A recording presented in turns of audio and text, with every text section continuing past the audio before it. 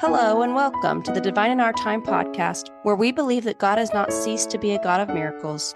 We hope that by sharing miracles, you can find God's hand in your own life. We're so glad you're here.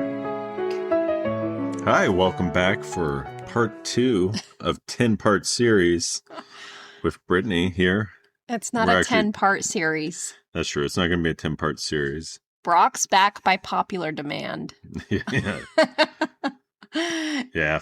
But we're here to meet with Brittany again. And I know in our first part, Britt, we talked a lot about how you got on the podcast, where the idea came from, what kind of got you going. We talked a lot about our daughter, Brooklyn, and some of her challenges. But I think today we kind of want to highlight some of the miracles you've seen and we've seen in our life. Like the medical miracles? Medical miracles, but just talk through some of that. I know a lot of people are interested to hear kind of some of our own experiences, and let's open up to some of that.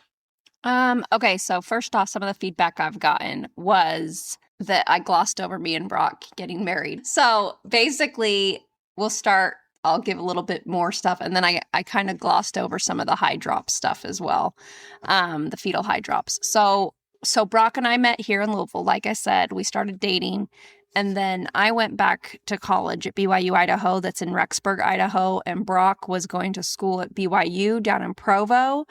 And so we both went back to our respective colleges and decided to kind of date around a little bit and do the long distance thing, but we weren't like exclusively dating each other.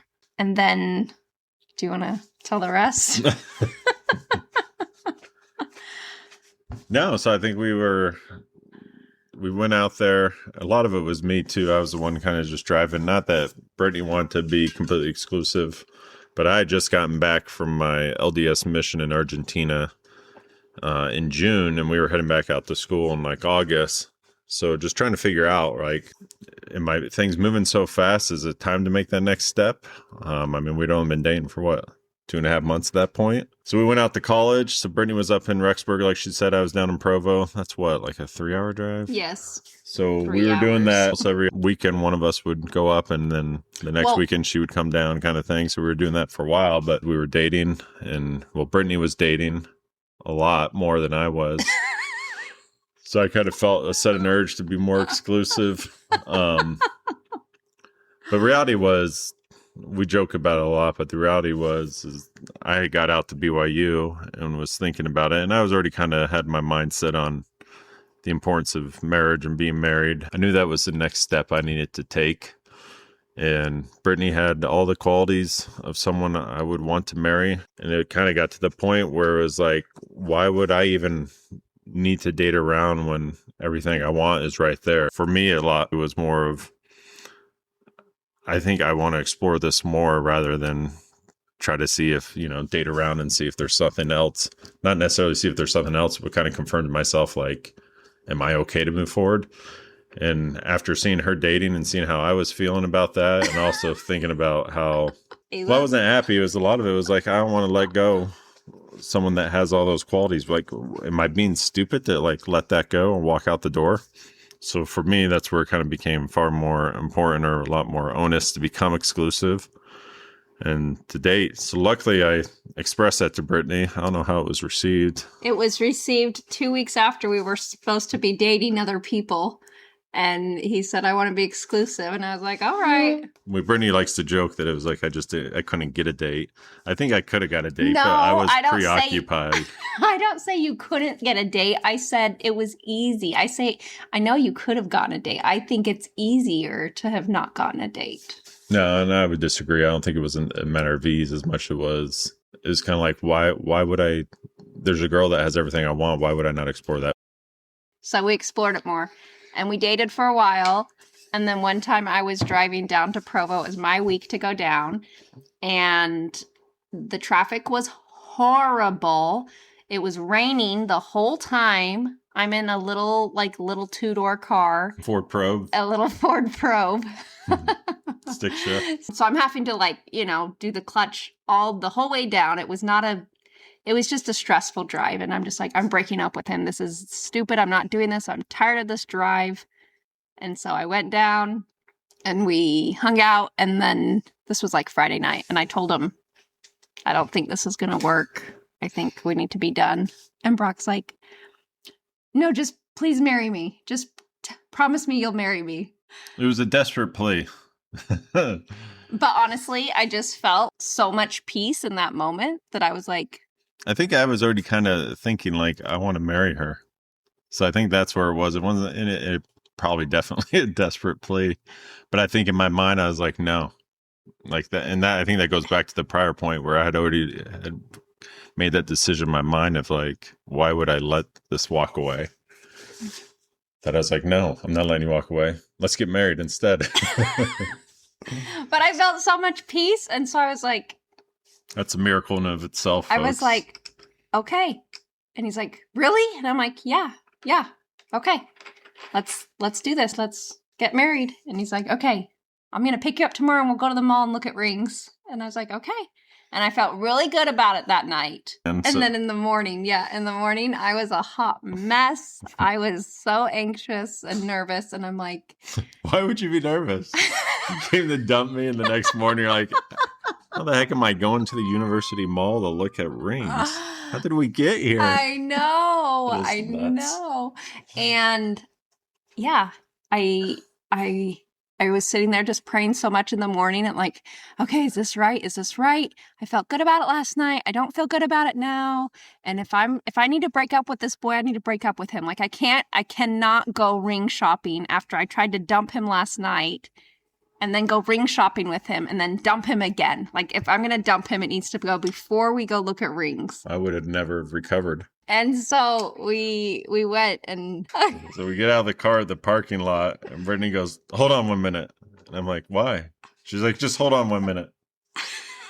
And what were you doing, Britt? I was saying a prayer. She was saying a quick prayer. I think just to confirm that. I'm in the parking lot holding his hand. I'm like, just give me a second. The chances were she was either going to walk in with me or she was going to start running full sprint like Forrest Gump out of that parking lot. I knew there was no... Catching a bus back to I didn't want Rexburg. there to be any turning back. If we were doing this, we were doing it. I didn't want to... Like, I broke your heart the night before. Brock was really sad when I was trying to dump him, and I didn't want to do it again. Like, I really liked Brock. So much so that I agreed to marry bad him. traffic made her want to dump me. A little bit of traffic got in the way on the I-15, and she was ready to forget me for forever. And rain. And I was driving a stick shift. That's fair. That's true. Oh, no. So, yeah, that's our very improbable story of how we ended up getting engaged and married. So, yeah, we met in June. We got engaged in like October. And then we got married 2 months later in December. Yeah, we officially got engaged in October. So we decided to get married, I don't know, September. It was not long at all. True. Yeah, that's fair. Yeah, that was probably like September, right? Because it's still warm outside. Yeah, it was not long at all. And then the beginning of October, it was official. You had a ring. So officially engaged in October, married in December.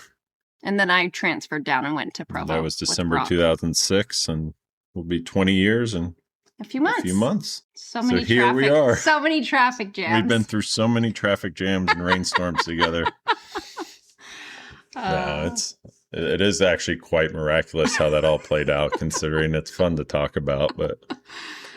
And I think it says a lot to trying to stay close to the Lord, right? I think for me, knowing that I had just got off my mission where I was more spiritual than I probably ever have been in my life, I think I was in that mindset, right? That was part of the reason that attracted Brittany to me, was just that she would be so close and thinking of, I need to pray about this at this final moment, or I need to think through this. Like, she was thoughtful about that stuff. And it was, to be fair to her, I did kind of throw that out at her. And she responded in a way and was very thoughtful in it. So, and here we are 20 years later. Best decision I ever made. Yeah, it's unbelievable. Best decision I've ever made.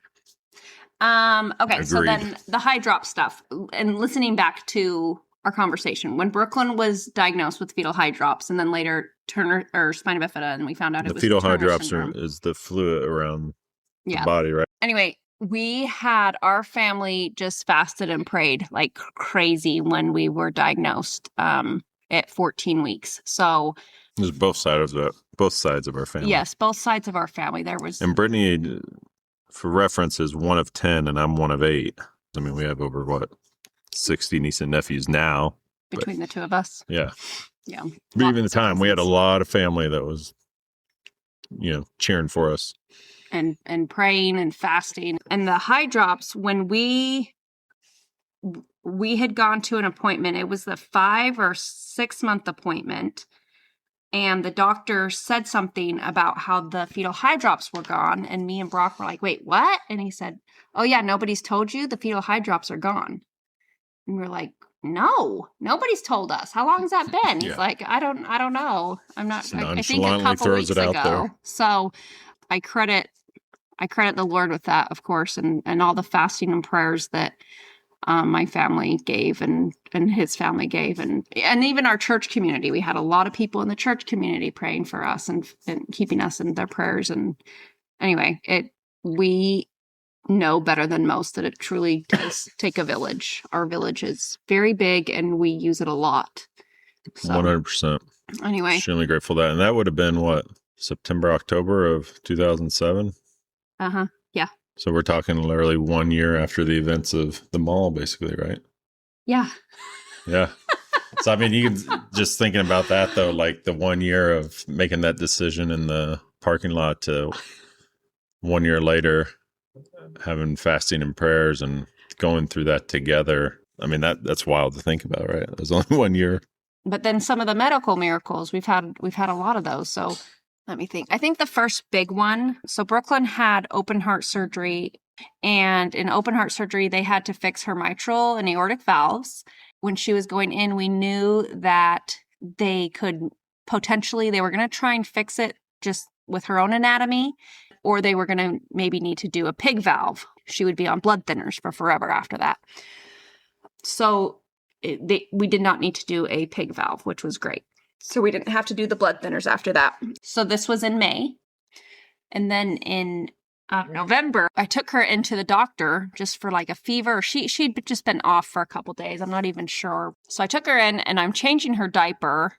And when a person has spina bifida, when she was a baby, we could not use wipes because they would hurt her bottom. Her bottom would always be so sore because if you can imagine, this might be TMI, but those sphincters and things like that have no muscle tone.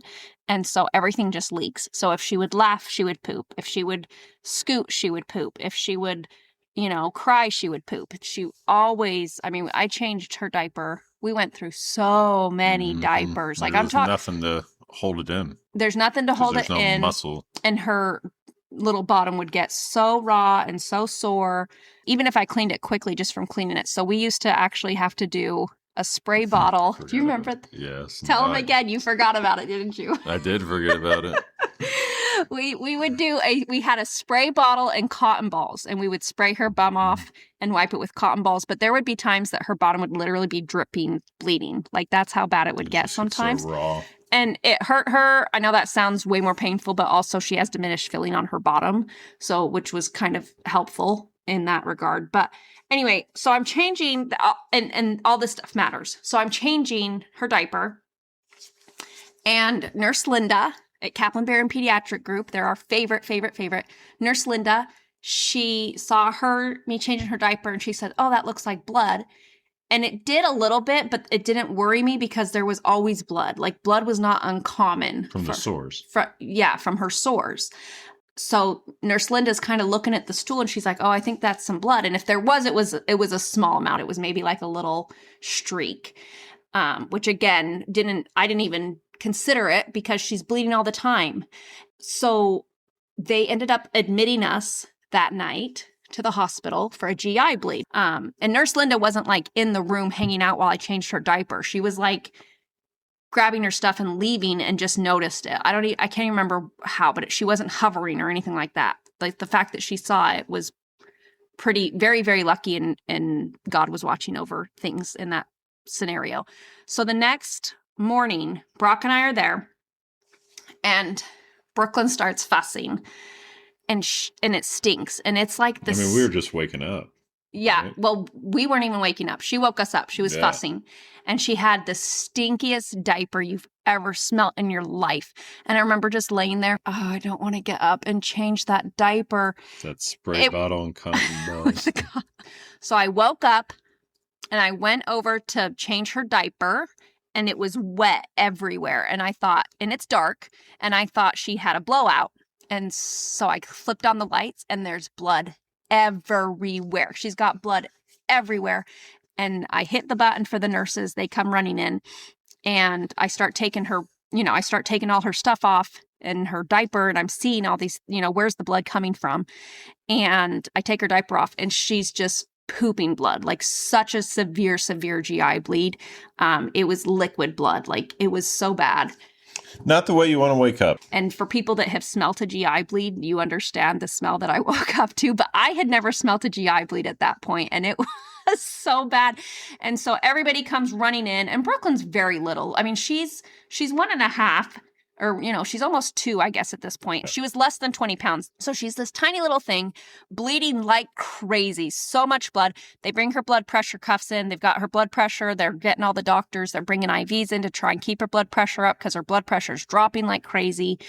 And we weren't like in the ICU. We were like on just a regular floor just to monitor, right? Yeah, they need to go to the ICU. And I remember the surgeon comes in, and he's like, okay, so we need to go and do this. And he's talking so slow. And I know he's talking slow so that I'm understanding everything, because I wasn't hyperventilating. I was listening, and I understood what he was saying, but I know There's a lot going on. He was trying to make sure that I understood what he was saying. And there was a lot of nurses.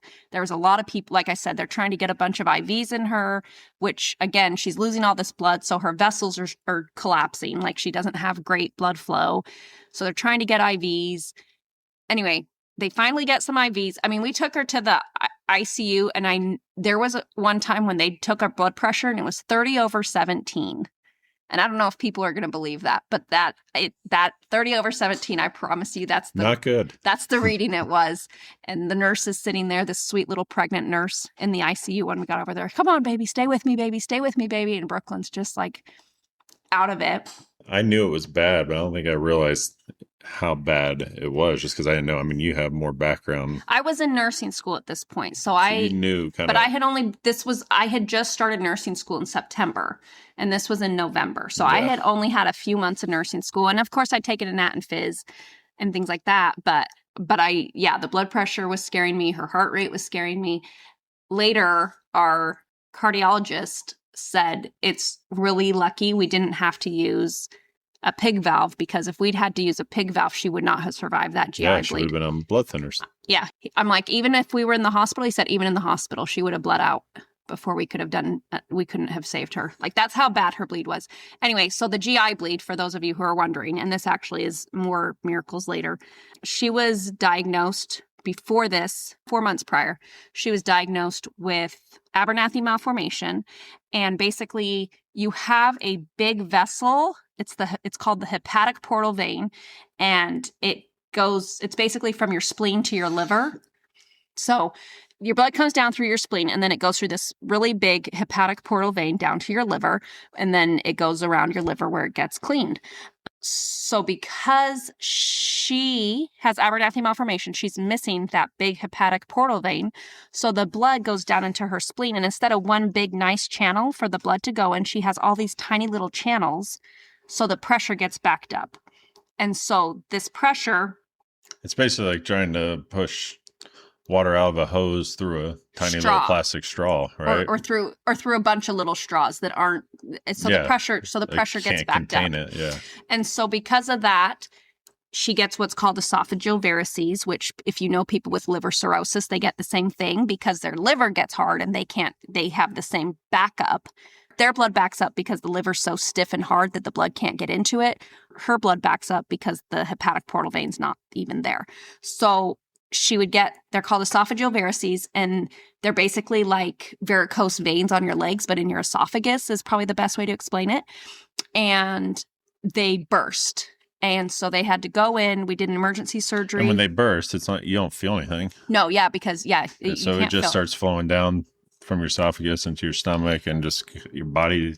And then it just flows. Starts bleeding from the inside out. And actually, when it happened, they thought that the bleed was going to be much lower because of how much and how fluid it was. Because a lot of times when you're basically, if your bleeds are above your stomach, it comes out like coffee grounds. And if it's below your stomach, it comes out the way it came out for Brooklyn. Well, they were in her esophagus and they came out like they were surprised that that's what it was when they got in there. They thought it was going to be lower. So once we got her stable in the ICU, they were able to take her into surgery. The fact that we were there at the hospital, I mean, she would not have lived if we had not been in the hospital. And and even if we had been in the hospital, if we had had to do a pig valve and be on blood thinners, she would not have lived. So both of those things kept her alive. And a nurse catching it just by chance. And then how fortunate she was to have that procedure and not have to have the pig valve. It was really, that GI bleed was probably the most scary I've ever been, partly because we didn't know where the blood was coming from. And it was a rush. I mean, it was like taking her out of the room, rushing her to the ICU. We're like running through the hall. They're telling her to stay with us. It's like what you see like in the movies when they're like yelling at someone to stay with you. I mean, it was like, and we're trying to figure out like what's going on. And meanwhile, this doctor's talking so slow. And I remember I told him, I'm like, I don't care. Let's just move her. Let's move her. And he's like, I know, but I need you to understand that. I'm like, I get it. Like, let's go. I don't care. Let's go. Cut into her. I don't care what you need to do. Figure out where this bleeding is coming from. Anyway, so, but I think the next big one. So in relation to that, without that hepatic portal vein, those esophageal varices keep coming up and you have to go get them fixed. So we would have to go do EGDs, upper endoscopies. And what's that? They take a little camera and go down your throat and look around in your esophagus and your stomach and things like that. So we would have to go do that and kind of watch these varices. And then in order to fix the Abernathy malformation, you can't really fix it. In order to keep these GI bleeds from happening, we ended up having to do this huge surgery that would take the blood and shunt it elsewhere, send it elsewhere. They had to create different ways for the blood to move around so that pressure was relieved on the spleen and the vessels above the spleen. We had moved everything up to Cincinnati at this point because they were just much more experienced with like vascular type surgeries and transplants. So it was actually the transplant team that worked with us on this. We had prepared for this huge surgery. It was going to take, 12 to 14 hours. And there was multiple surgeons in the operating room, a radiologist, the cardiologist was there. Cincinnati at the time was ranked number 1. For transplants, yes. For like liver, hepatic, all that stuff, yeah. Yeah. So we get up the night before, they prep her, they do everything. They go in beforehand to take some extra pictures to make, so we're in the waiting room and they take her back and the radiologist is taking all these pictures and they decide as a team how to move forward. And like I said, there's like 4 or 5 surgeons in there. There's a big group in this operating room trying to decide how to deal with this. So she was 3 and they decide on the plan they're going to do. And the doctor comes in and tells us, this is the plan. This is how we're going to approach this. And then he leaves. And then about 30 minutes later, he comes back into the room. And we're not supposed to see him for like 12 or 14 hours. He's supposed to be operating on our kid. And we're like, what is going on? And he's like, honestly, right before I got to the operating room, all the hairs on the back of my neck stood up. And I remembered this girl who we recently did a similar procedure on to fix some similar issues. And she ended up going into liver failure. And I just feel really sick. And I've called off the whole thing. I discussed everything. I told the whole team my concerns and we canceled the whole thing. And so we're not going to do this. This is a world-renowned surgeon, someone, and I think most people who know surgeons, like you have to have the confidence to know that you can execute on the procedure you have to do at a very high level. For him to come back and like in all humility and very much like the hairs on the back of my neck stood up, that was his direct quote. It was almost like you could almost feel like the spirit witnessing, like, yep, we're stopping it. Yep. We've got Brooklyn. I mean, we had given Brooklyn blessings. We'd prayed and asked a lot of people doing those prayers, but with sincere heart, right? That the surgeons would be led and guide it. And it was like a confirmation at that time that was the answer to, they had been led and guided to not do the procedure at that moment in time. Yep. And we did do it with that same team when she was 5. So 2 years later, she was much bigger. She was much healthier. We weren't in the hospital nearly as much during that time. And they did a phenomenal job. And again, it was 12, 13 hours of surgery. And we got that same little room back. When you have an extra long surgery, they give you your own special room. And you're the first one in the waiting room and the last one out of the OR waiting room. So the little surgery attendant, when she saw, you give him a little paper that kind of tells her how long she expects you to be there. And she looked at it and she goes, well, this can't be right. This is way too long. And she calls back there and she's like, oh, I guess it is right.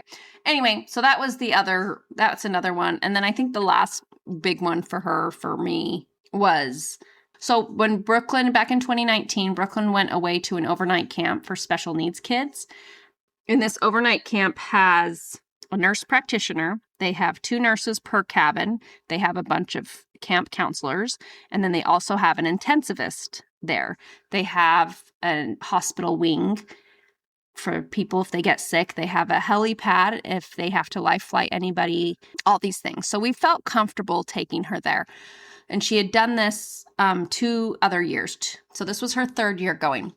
And when you drop them off, you go over all their medical stuff and go over the routine with the nurse practitioner. And I'm telling the nurse practitioner these things, and she keeps cutting me off when I'm trying to explain, like, okay, yeah. Oh, yeah, I know. Oh, yeah, I know. Like, she kept doing that. And I was so bugged. Do you remember how bugged I was? Brock's like, are you okay? I'm like, I'm just super anxious about leaving her. I just felt like it was me just being anxious. I mean, she'd done it 2 years before. And she's so excited, and she doesn't ever get to do anything cool like this. The thought to not let her go didn't even cross my mind. The thought to me was the whole time. It was more just like frustrated in the moment. Yeah, I was more just irritated. Like, girl, I've been her nurse for 11 years at this point, 2019. Mm-hmm. And you don't even know my kid. Let me tell you how to take care of her. Anyway, so that's how I felt. So we leave, and the morning I'm supposed to pick her up, we dropped her off Sunday, and I had to go pick her up on Thursday morning.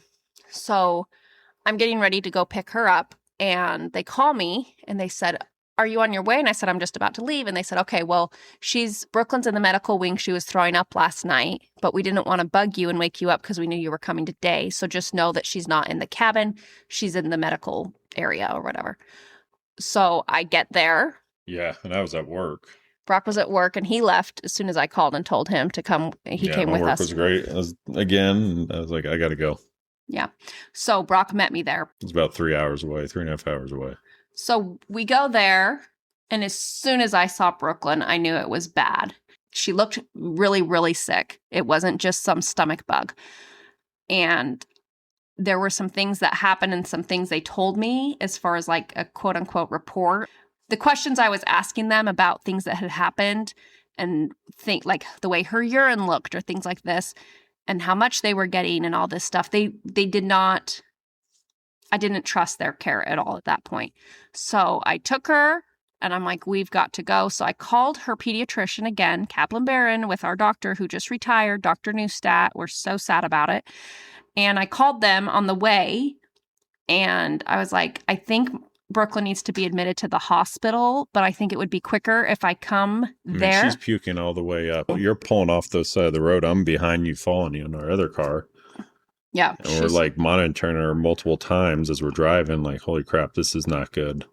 And we got to drive. They would have needed to think she was sick enough to go to the hospital, which they didn't. They told me when we left, I was like, so what would you suggest? And they said, we'll probably just monitor over the next couple days. And if she's not better by Monday, maybe call your doctor's office.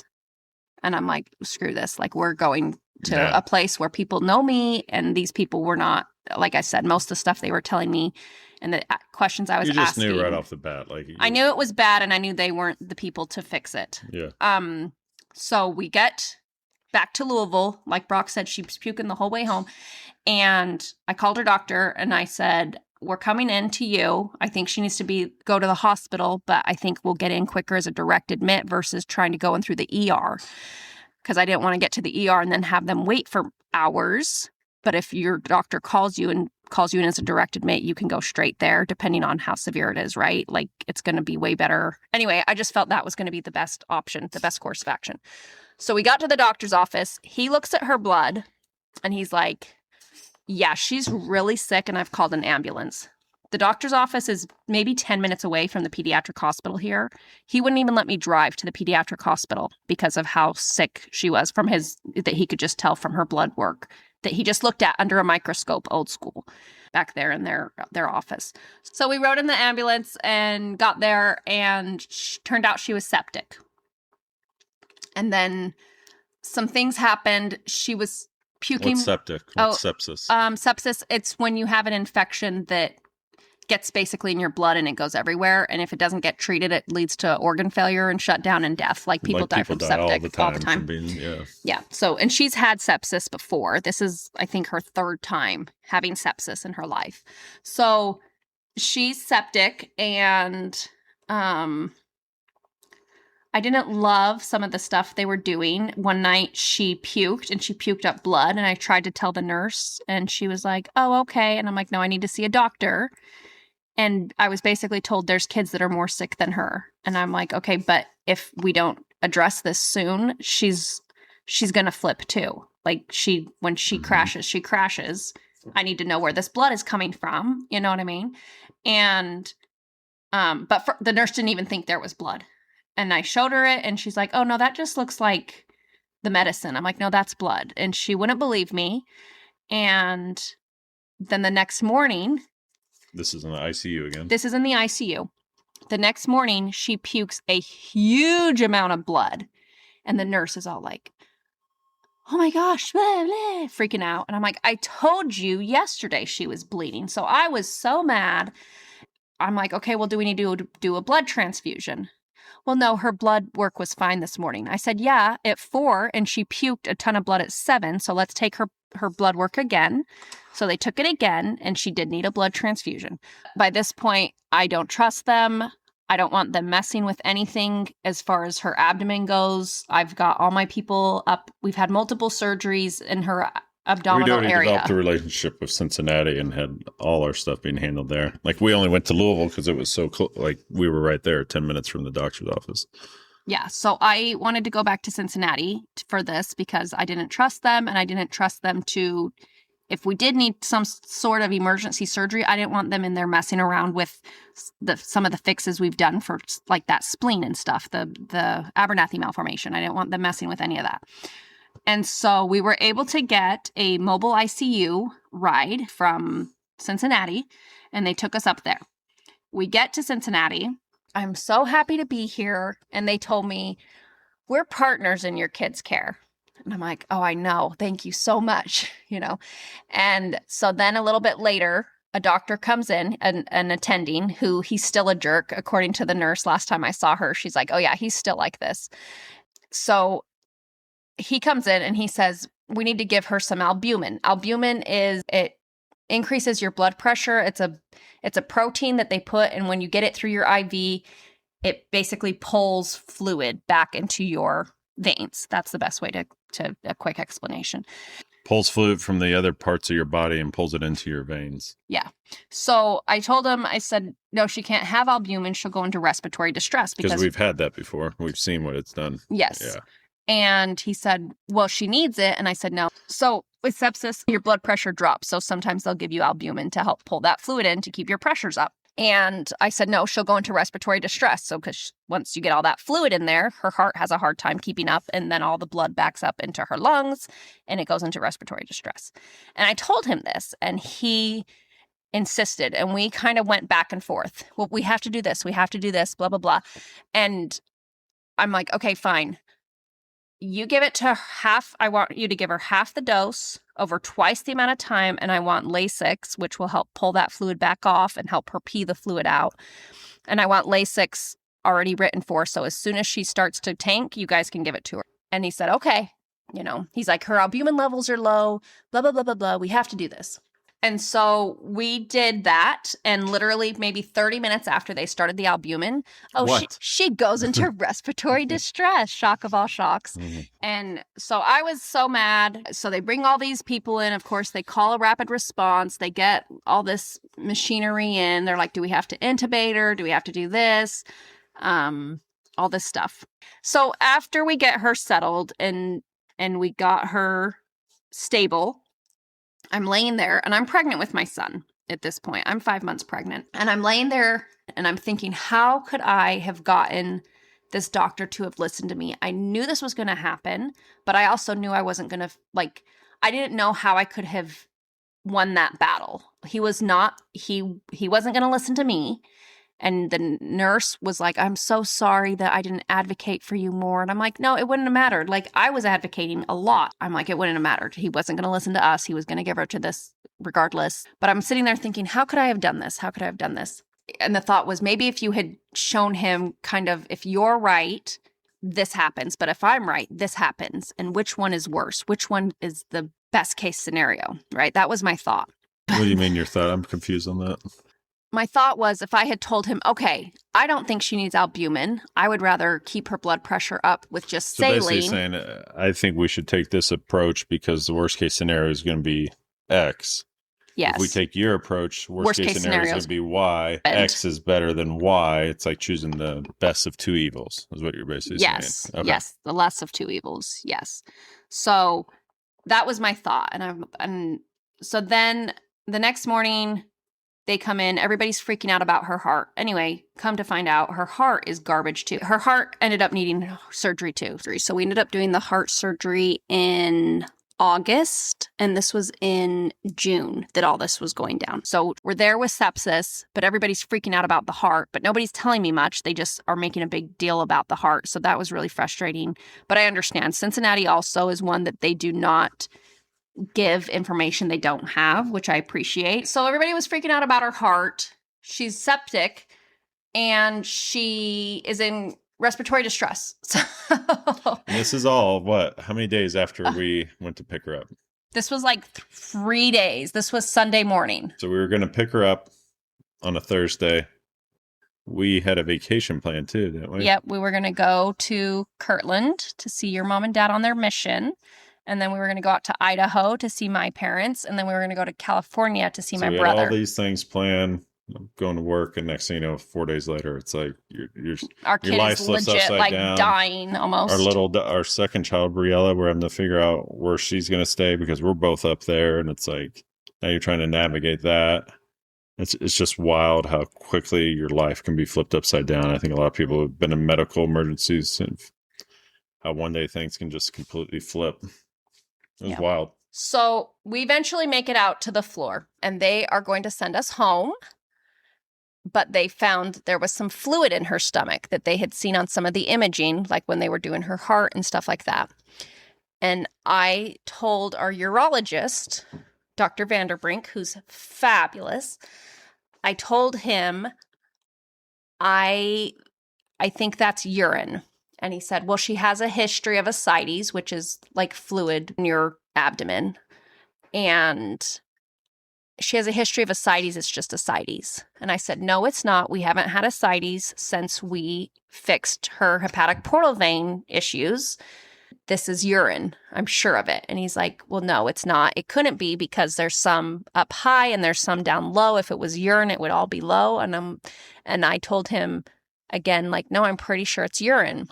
The next day, the team comes and they say, okay, you're going to be discharged today. All the doctors have signed off on it. I'm like, no, we're not. I cannot leave because there's fluid in her abdomen and we don't know what it is. We just did not feel right. And when you want to leave the hospital, you want to leave. So like for us to be like, no. Yeah, I'm like, no, I can't go home. Yeah. I can't go home. And they're like, well, everybody signed off. I said, no, Dr. Vanderbrink told me he wouldn't discharge us until we knew what this was, and we don't know what it is. Well, he signed off on it. I'm like, okay, well, then I want to talk to him because I'm not comfortable leaving.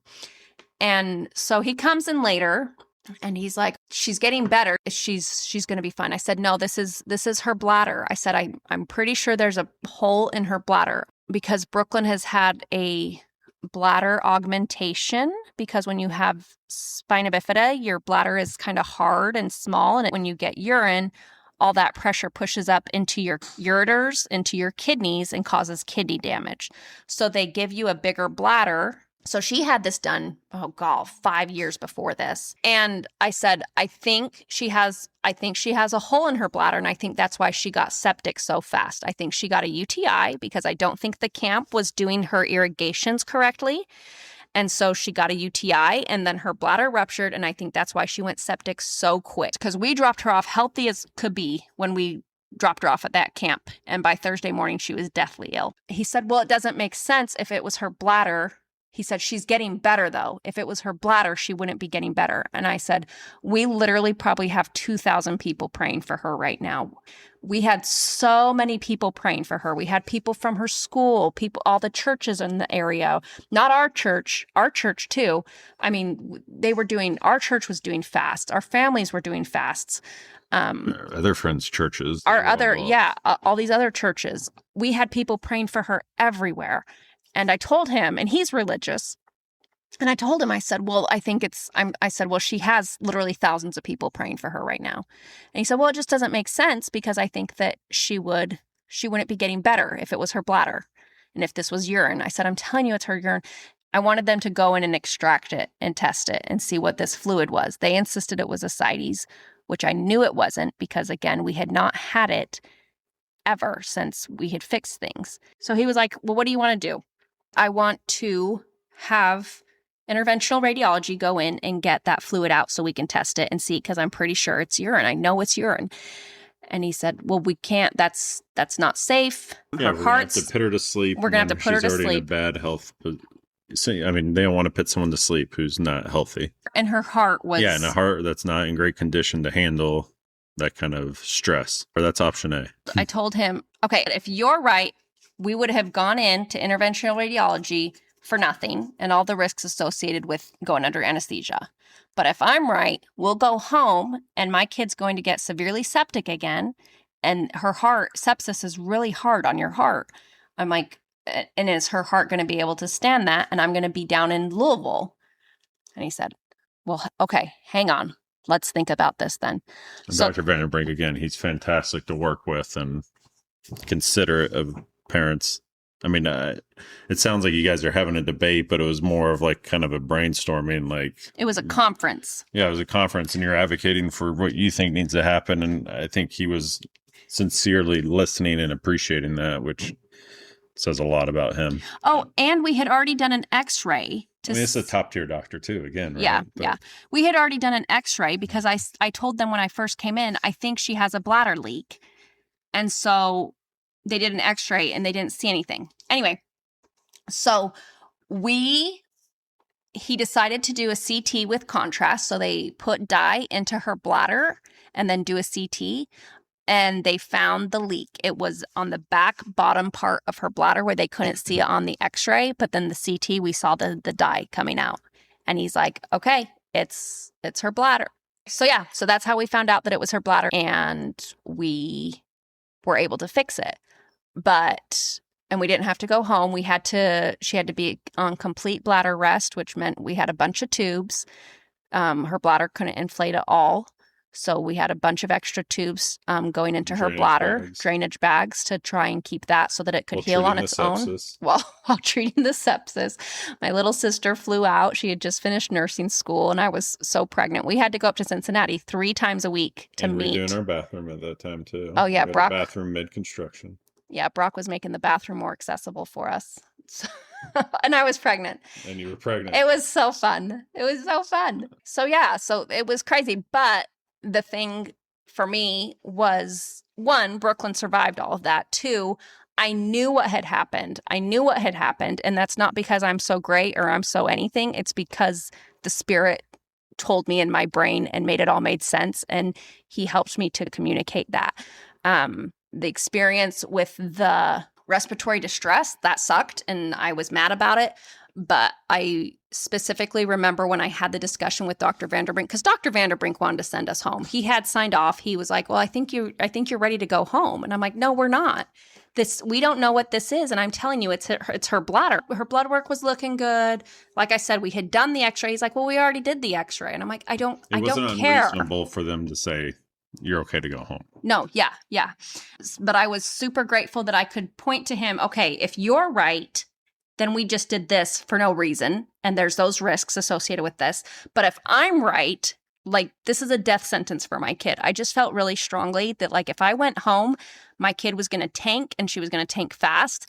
right after she had already just barely tanked. Like, it was not going to be good. And now her heart's garbage. And I just I knew we couldn't go home until we got this fixed. And I was able to communicate that, and they were able to listen, but I was able to communicate it because of the way and the thoughts that I had after the impression you'd have. The last failed communication with this other doctor, where it's like, how could I have gotten him to listen to me and realize that this is going to be a bigger problem for you if you do it your way versus my way. There is something to be said about mother's intuition, and she's been my patient for 11 years at this point. I know her in and out better than anybody except Jesus, truly.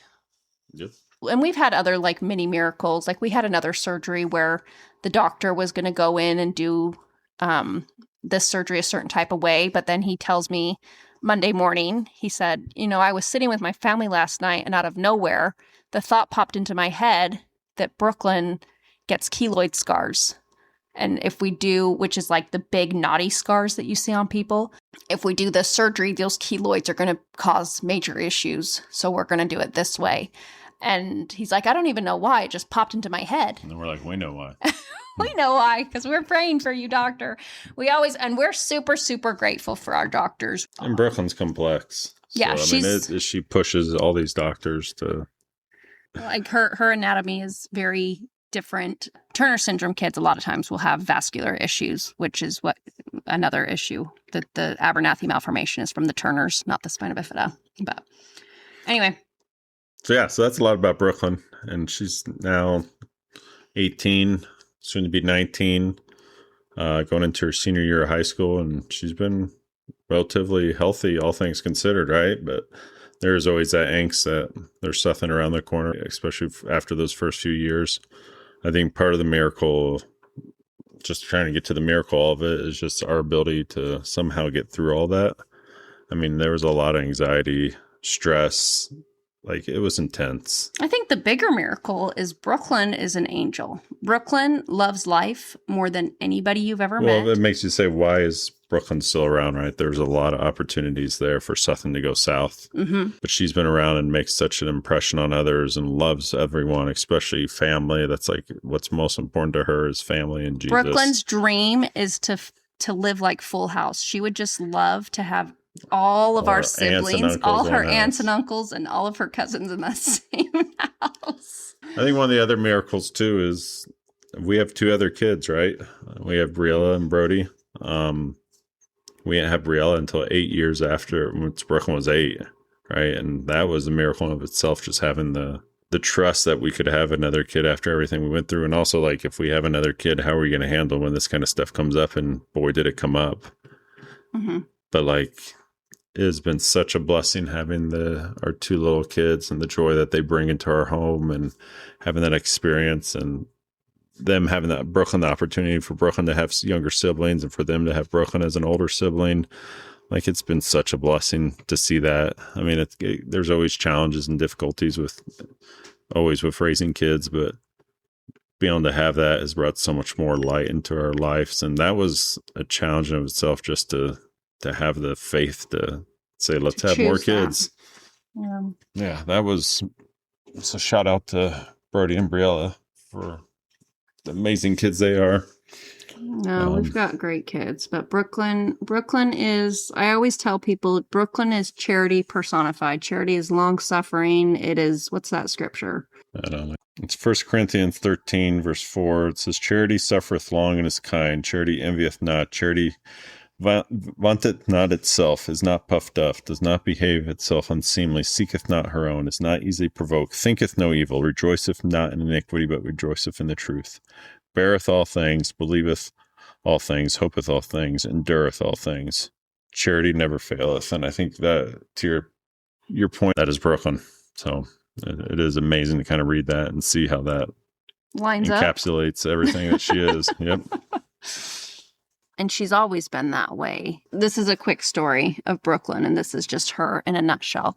So one time we were swimming, she was little, and obviously she can't jump off anything. So I would sit her up on the edge of the pool, and she would fall into the pool. That's how she would dive in. She loves swimming. This was when she was maybe 6 or 7. And then there's this little boy, and he keeps swimming. He's got the whole pool, and he keeps swimming right under her. And he's just swimming. And I was like, hang on, Brooklyn, we got to wait for this kid again, or something like that. And she goes, he's a great swimmer, isn't he?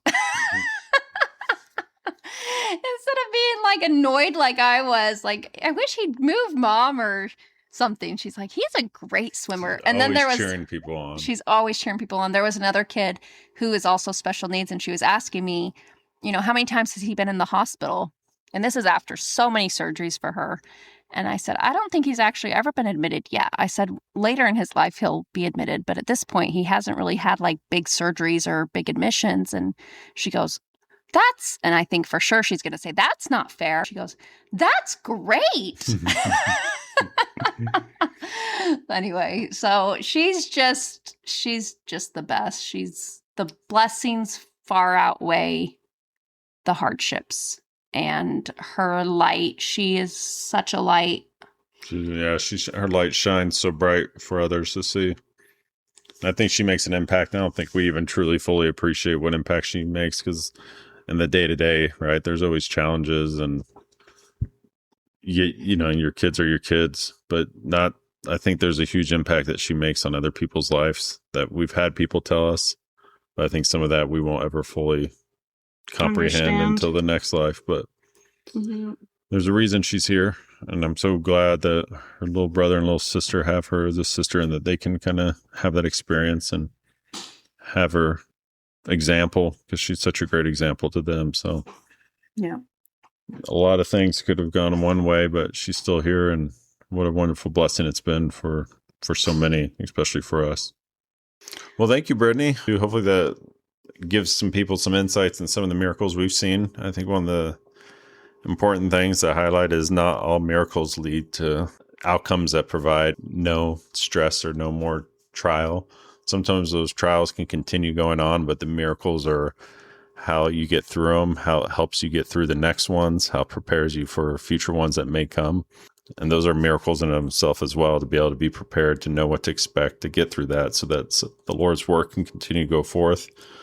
And Brooklyn can be kind of an instrument in his hands and letting others come closer to Christ. Right. And I think that a lot of pressure to feel like, man, we've been given a child that has this influence, and we've had to go through a lot to get her to this point. But knowing that, we're trying our best to hopefully allow the Lord to use her in the way that he wants to use her. That's a lot of weight and pressure at times, but it's also a great blessing to feel like entrusted to do that. What would you say to people who are listening that feel like we say miracle way too much? Like we're attributing way too many things and calling them miracles. Like it's more just coincidence? I don't know if coincidence, but maybe miracle's too big of a word. Maybe blessing is a better word than miracle. What would you say? So what I would say to that, Britt, is a definition of a miracle says an extraordinary event caused by the power of God. Miracles are an important element in the work of Jesus Christ.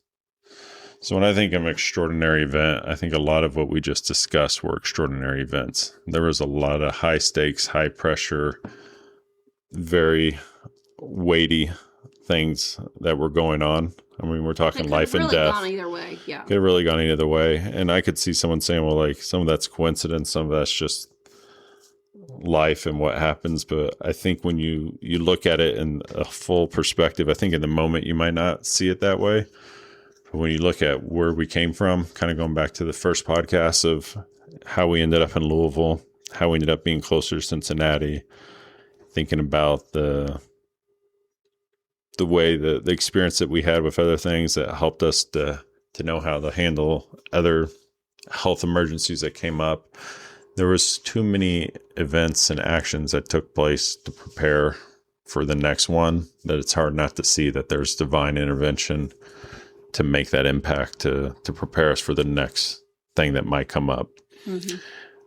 And I think what I would say to someone is coincidences can happen, but when you see them back to back to back to back to back to back, at some point you have to recognize and have the faith to know that there's some higher power that's involved here. It's not just you acting or just going through life. that there's some divine person helping get through these extraordinary events, providing these extraordinary events to help highlight Jesus Christ. And I think Brooklyn's life is a perfect example of that, is that there's been so many extraordinary events that have continued to give her opportunities to shine the light of Christ and the example of Christ and be a disciple of Christ to others. And I think we're just kind of we're just along for the ride. That's what I would say to those people. Does that answer your question? Yeah. I also just was thinking too of just with that whole experience. Like I said, I mean, Briella was with my sister, which was a huge blessing. I was pregnant. Brock was with a great company. But I remember walking through the hospital halls when it was really bad, like the next day after the respiratory distress. And I just felt really calm. Like I just felt like it's all going to work out. And I didn't know if that meant that Brooklyn was going to live or die, but I knew it was all going to work out. And I remember one time walking through and just feeling like I should not feel as good as I feel. And I think part of that too is Brock gets really stressed. Yeah, I wasn't feeling that, guys. I was freaking out. Brock was, because I think too, Brock's worried about me and the baby. And I'm just worried about Brooklyn. And Brooklyn, yeah. Brock's worried about everybody and everything. And I'm just focused on Brooklyn. And I just attribute that to the prayers we were saying, but mostly to the prayers of our family. Again, we have this huge, massive family that has been such a blessing in our life and such a rock for us as far as getting us through our life. There's just been so many things. I don't think we could ever repay or fast or pray enough for our siblings. It's a very humbling spot to be, to have to know that everybody's praying for you, and then to also feel the power of those prayers, and to be walking through those hallways, when there's nobody around on a Saturday at the hospital going, why am I feeling okay? Like I should be way worse. I should be way more stressed. Is something wrong with me? Why am I not? Well, I think it was many years later in her life that we kind of both finally got to the point where it's still stressful in the moment, but where we both kind of got to the point where it's like, it's out of our hands. Let God prevail at that point, right? Where at first you wanted to try to manage it and hope it would all go through, and it's like pin all that pressure on ourselves to get through it. But I think it was after so many of these things, I mean, it was years later down the road that we were both talking kind of like, I would say calm was kind of came over us around like, what's going to happen is going to happen. We just have to do our best to handle every situation the way it comes up, right? Because before it was so much more pressure. Now it's still a lot of pressure, but I just feel like there's a lot more trust or faith on our end because we've seen a lot of these miracles and just feeling like it's in the Lord's hands. And we're just grateful for all the time that we've had and the experience we've had and the light that we do have. And who knows, we'll face the next challenge as it comes up, and I'll probably be freaking out, and Brittany will be making sure that the correct medical stuff is being handled. Like it never gets easier. Honestly, every time we go in for something, it doesn't get easier, but I think there is an additional level of like faith or trust now to. I think it doesn't get easier. But we get less bitter instead of getting bitter. That's a better way to with each experience. I feel like we become more grateful and more trusting of Heavenly Father instead of with each experience. And that's a miracle to get into that point though too. Like that took years to kind of come to that reality. Because it's like every time you just get anger and anger because it's like, what the heck? Where are man? you? But now it's like, no, you have been there. And it's hard, and it's going to be stressed, and I'm going to have all these issues, ulcers. Yeah, I haven't had any ulcers yet, but like it just stresses the heck out of me. But yeah, now it's more of like I'm not going to get bitter. It's just like grateful and a trust that we've got this. Like we'll get through it. That's part 2. Thank you for that. Thank you. This was fun. All right. It's always weird reliving these experiences, huh? Especially like back to back like that. Honestly, it was not fun reliving a lot of those experiences, but it's good to get it out there and for people to understand like there was a lot. And also to remember. Lord's hand. The Lord's hand was involved throughout all that and will continue to be involved. So, well, thank you, Britt. Thank you. Appreciate you. You guys have a great day. Bye. Bye. Thank you so much for tuning in to the Divine in Our Time podcast. And if you have a miracle you'd like to share, please email us at thedivineinourtime@gmail.com. And remember, God has not ceased to be a God of miracles. Have a great day.